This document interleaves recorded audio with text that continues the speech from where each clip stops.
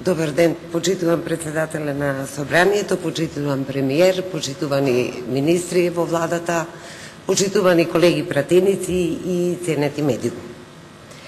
Јас имам 3 прашања денес кои што произлегуваат од конкретните проблеми и барања на граѓаните и ќе гледам да бидам брза и ефикасна за да можам да имам време да ги поставам овие 3 прашања. Двете се однесуваат во сферата на образованието, конкретно на високото образование, едно е од економијата. Значи, првото прашање е професорот Ѓорги Иванов, инаку актуелен председател на државата Република Македонија, деновиве го потпиша Указот за прогласување на Законот за измени и дополнување на Законот за високо образование и Законот за педагошки факултети. На нив ќе се референцирам како на еден, бидејќи ја обработуваат сферата на високото образование. Потпишувајќи еден неуставен, пред се, абсурден, скандалозен и пред се неприменлив закон, и покажа на целата јавност што значи уствари во наши услови како за нас стотмено државничко однесување. Но тоа да го оставиме на страна. Во соопштението неговиот кабинет, се уште стои на неговиот вебсайт, се вели дека председателот добил цврсти уверувања од вас, предлагачите од владата, дека сте спремни веднаш да отворите опсежна расправа и во една инклузивна постапка со вклучување на студенти, професори, меѓународни експерти да работите на нов закон. Едновремено, професорскиот пленум побарал од ректорот на најголемиот и најстар универзитет УКИМ да ви го предочи барањето за итно одложување на примената на овој закон барем до 2017, односно 18 година, со цел во меѓувреме да се изработи еден нов закон, односно закон. Нема да ве прашам, како влада, дали навистина сте му дале вакво уверување, цврсто, како што стои на неговата веб страница, на председателот, и дали стоите на дадениот збор, бидејќи нема белки јавно да го кршите зборот на дадениот збор на еден председател. Туку ќе ве прашам, дали веднаш ќе стопирате примената на овој неприменлив закон и ќе дадете простор за изработка на нов, кој што ќе гарантира квалитет во високото образование.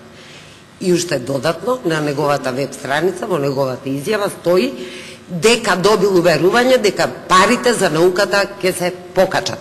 Па прашувам конкретно, дали од минималните 0,22 од бруто домашниот производ ќе се зголемат овие пари најмалку за 10, 20, 30, 40 пати повеќе, колку што имаат Словенија, Хрватска и Бугарија, сукцесивно, бидејќи си дозволувате и си милувате да го споредувате нашето научно-истражувачко портфолио со портфолиото на овие земји. Второто прашање, исто така од сферата на образованието.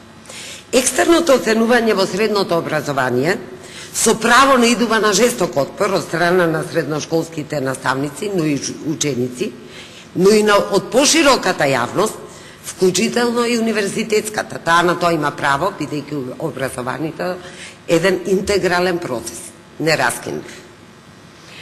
Дали сте спремни, прашањето е, да ги преиспитате механизмите на екстерно тестирање, посебно непримерените казни за наставниците и да предложите законски измени за нивно укинување? Дали ќе ставите крај на уникатниот институт, единствен кај нас, наречен замена на наставници кои штрајкуваат, како непримерен, нецивилизацијски и непознат воопшто инструмент во европски рамки, со кој се крши едно од основните човекови социјално-економски права, наречени право на штрајк.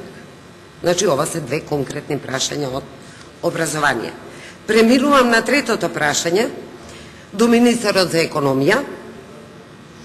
Како владата мисли да го реши случајот со загубарот Охис, некогашниот наш гигант?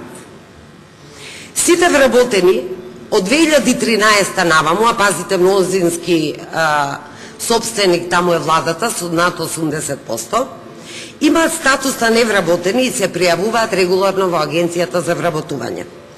Некои од нив остваруваат трајно право и се обештетувани со 7400 денари во месецот, но многу, над 800, им истече правото на надомост за невработеност, поради што? Поради тоа што не им се уплаќани придонесите од 2012 до 2014 година. Се создаде една голема група на социјални случаи, замислете, во една фабрика, каде што нездраво се работеше, која што ги труеше, каде што луѓето го оставија своето здравје во својот работен век. Имате неисплатени по 24 плати. Вкупниот износ на долг изнесува околу 347 милиона денари. Исто така, има една група на луѓе кои што заминаа 2009 година, иако од 2007 владата управува со овој гигант, бивши, без никакво право на надомест. 15 тендери за продажба на ОХИС беа отворени и затворени. Пропаднаа. Со право во јавноста се создава впечаток дека или несериозно се третира овој проблем, кој што е жесток, горлив, се создадоа на вистина социјални случаи, тие завршија со протести пред владата, ако се сеќавате. Но во оптек се и многу шпекулации дека намерно не се решава овој проблем, бидејќи се работи за една многу атрактивна градежна локација, која што е инфраструктурно, транспортно решена, енергетски решена.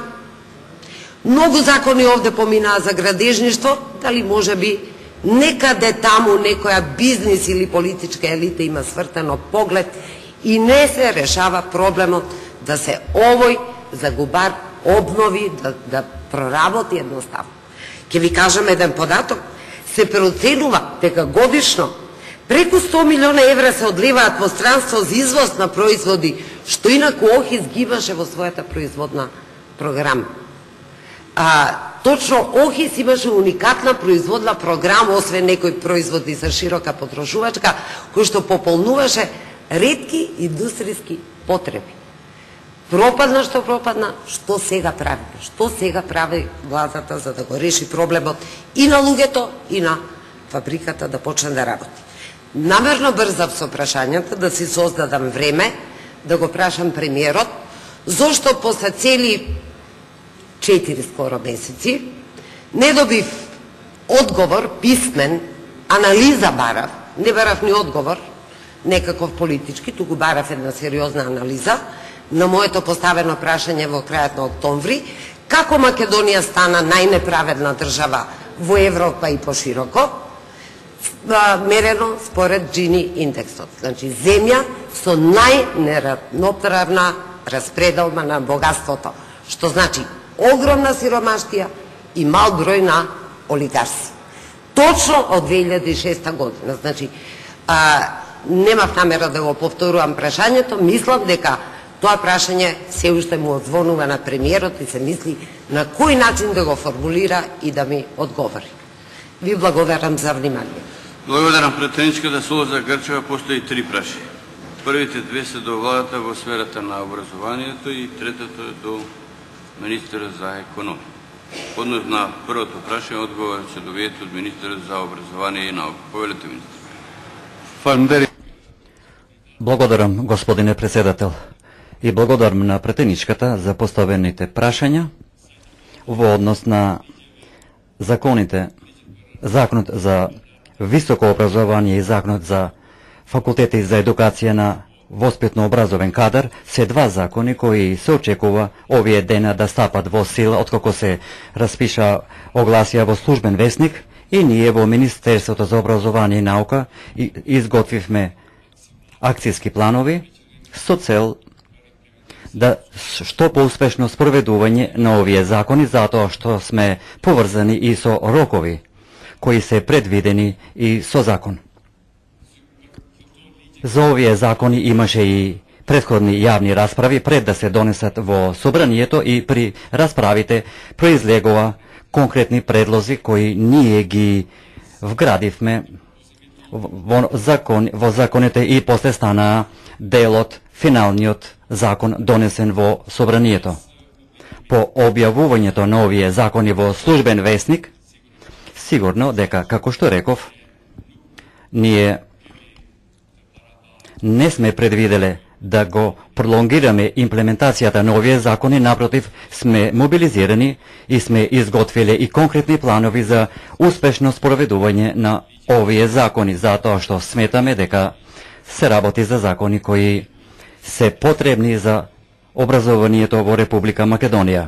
Но истовремено ќе продолжиме и со засегнатите страни, посебно со универзитетите и со студентите, со цел да дискутираме и понатамо не само за овие закони, туку и за други законски решенија во однос на образованието во сите нивоа, и ако се констатира како потреба, дека има потреба да се донесе еден нов закон за високо образование, ние како Министерство, но и владата сме спремни да пристапиме сериозно на изготвувањето на еден нов текст за законот за високо образование, но се подразбира, во меѓувреме ние сме мобилизирани и должни да ги спроведеме донесените претходно закони во Собранието на Република Македонија и објавени во службен весник.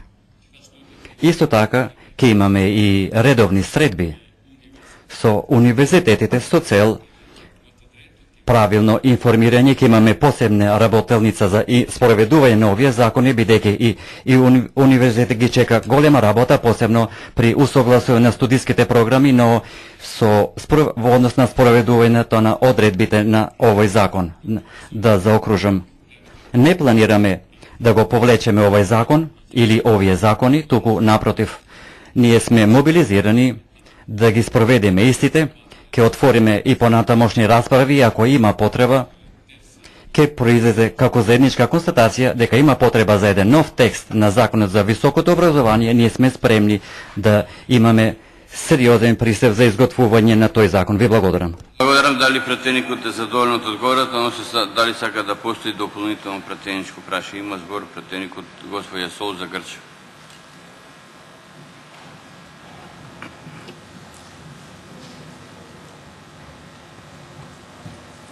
Не се работи веќе дали сум јас задоволна од прашањето, од одговорот на ова прашање, туку ме интересира дали председателот Иванов, кој што сега го демонтиравте, би бил задоволен од вашиот одговор. Значи, овде прецизно ви цитирам што е неговата изјава. Добил цврсти уверувања дека сте спремни веднаш да отворите обсежна расправа. Со тоа имплицитно признавате дека овој сега закон, што го туркате, што го протуркавте насилно и на брзина, не следел после обсежна расправа. И кој е тој што уште денот кога се носи еден закон и не почел да се применува, веќе зборува за нов закон? Која мака го натера тој човек да ги потпише оваа серија на закони, на вистина нека заклучи јавноста? Уште веднаш во првата изјава да каже не се секирајте, ќе се носи нов закон. Еве се и тоа го потврдувате и вие. Значи имплицитно кажувате овој закон не чини, ние се и наетиме само заради тоа што ние сме го донеле под сила и моќ ќе го применуваме. Колку пари отишле од тоа? Колку жртви деца паднале? Колку професори избегале од Македонија? Колку деца се иселиле? Не ви интересира. Ќе го спроведувате. Но председателот вели нов закон, а вие се потврдувате да, ќе има нов закон. Македонија, знаете, не е богата земја да експериментира со тешки пари за вашите закони кои што се неприменливи. Благодарам. Пратеничката не е задоволна од одговорот и нема дополнително пратеничко прашање. Второто упатено до владата, одговорот се одвијат од министерот за образование и наука. Полеса. Благодарам, господине председател. Пред да одговорам на второто прашање, уште еднаш ќе повторам, ќе се отвори расправа и за законот, но и за други законски решенија, и ако се констатира дека како заеднички заклучок од расправите дека има потреба да се донесе нов закон, сигурно ние истото ќе го направиме. И мислам дека и декларацијата дадена беше во ова насока, дека и заснована во досегашните расправи дека според дебатите може да се донесе и нов закон. Во однос на екстерното тестирање, ова е законска обврска за сите ученици во основните и средни училишта. Во овој период се спроведува екстерното тестирање за завршните години, значи за матурантите, и да објаснам дека целта на екстерното тестирање не е за да се мери квалитетот на наставникот или квалитетот на образованието, туку е за да се мери колку е објективно оценувањето остварено за учениците во текот на учебната година. И затоа се остварува екстерното тестирање. Досегашните искуства од 3 години покажуваат дека од година во година имаме подобрување на овој процес и од година во година процесот станува се поприфатлив и за наставниците и за учениците, затоа што ефектите од ова екстерно тестирање се позитивни од аспект на пореално оценување на самите ученици. Објективното оценување е значајно за самиот факт што дава профилизирање на ученикот во понатомошното образование и му дава реални амбиции за самиот ученик и за членовите на неговото семејство. Требаше да полагаат околу 20.567 матуранти на ова екстерно тестирање во минатите 3 дена. Процесот е остварен во неколку општини или во некои училишта е завршен или во некој денес треба да заврши ова полагање, а во некои од училиштата делумно е остварен. По завршувањето на овој процес ќе излеземе и со завршен извештај и ќе се одлучи што ќе се каква ќе биде понатамошната одлука со учениците кои не го имат полагано екстерното тестирање. Секогаш говориме за завршните години. Предходно сме дискутирале и отворивме расправа и со засегнатите страни и со сите институции во остварувањето на овој процес со цел да имаме еден преглед на остварувањето на овој процес во предходните години, но и за да се отстранат нерегуларности кои би биле евентуално во самиот процес. И Синдикатот за образование, наука и култура го поддржа овој процес во воспитно-образовниот процес како потреба за пореално оценување на самите ученици. Се подразбира, те имаат своји противречности со неколку делови од овој процес, зашто не сакам да говорам сега, бидејќи и не се прашања на вашето прашање, туку бидејќи има делумен штрајк на овој синдикат, не сакам да се инволвирам во однос на тоа прашање. Ви благодарам. Благодарам и јас. Дали пратеникот е задоволен од одговорот, односно дали сака да постои дополнително пратеничко прашање? Има збор пратеникот госпоѓа Солза Грчев. Повелете. Моето задоволство под наводници е навистина огромно. Почитуван министар, мене ме жал што точно ова се случува во вашиот мандат. Ве сметам за еден фин вака, пристоен човек, кој што ги знае работите, меѓутоа нешто му се наметнува кое што не му лежи. Немојте да браните работи што не се забранени. Сонквието штрајк, од големо задоволство сонквието штрајк. Професорите не сакат на работа да идат.